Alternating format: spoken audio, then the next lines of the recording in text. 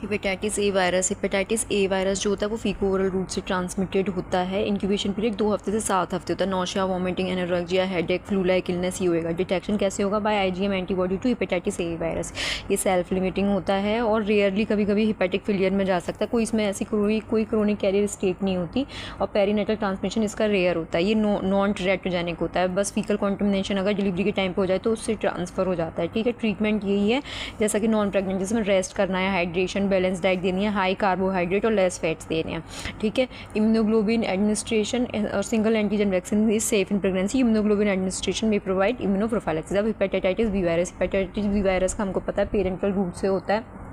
Sexual activity homosexuals में बहुत ज़्यादा हिस्ट्री है ब्लड ट्रांसफ्यूजन की। आईवी ड्रग अब्यूज़र्स में होता है, हेल्थ केयर वर्कर्स में इसके चांसेस होते हैं। ये जो होता है इसका incubation period 6 weeks to 6 month तक होता है। इट में leads to chronic hepatitis, cirrhosis and hepatocellular carcinoma. ठीक है, इसमें इन्फेंट में ट्रांसमिशन होने का हाई चांसेस रहते हैं।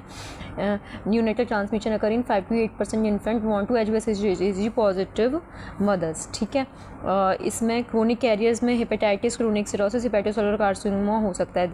ठीक है, मोस्टली पेशेंट एसिम्प्टोमेटिक होते हैं कि nausea, vomiting, fever, malaise, low grade fever, ये वाले सिम्टम्स हो सकते हैं। उसमें स्किन रैशेस हो सकते हैं, रेयरली जॉइंटिस हो सकता है, लिवर एनलार्ज, टेंडर और पाल्पेबल हो जाएगा। Diagnosis is by the raised serum bilirubin level, raised AST ALT level.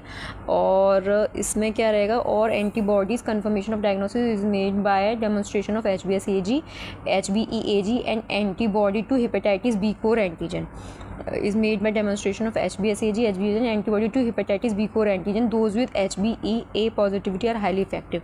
Management इसका कैसे रहेगा? हेपेटाइटिस बी वैक्सीन देंगे and immunoglobulin to mother and foetus. Hepatitis B vaccine and immunoglobulin to given to mother and foetus. The foetus should be given immunoglobulin within 12 hours after the birth.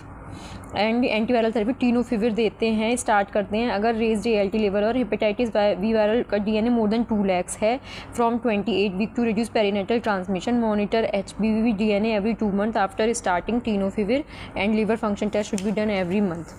ठीक है, अब आते हैं hepatitis C virus. Hepatitis C virus blood borne infection sexual behaviours में होता है। इसके लिए कोई वैक्सीन नहीं है और इंट्रापार्टम एक्सपोजर मतलब एटरनल ब्लड की वजह से पेरीनेटल ट्रांसमिशन का ज़्यादा चांस होता है। इंटरफेरॉन और रिबाविरिन हम नहीं देते हैं, प्रेगनेंसी में अवॉइड करना है।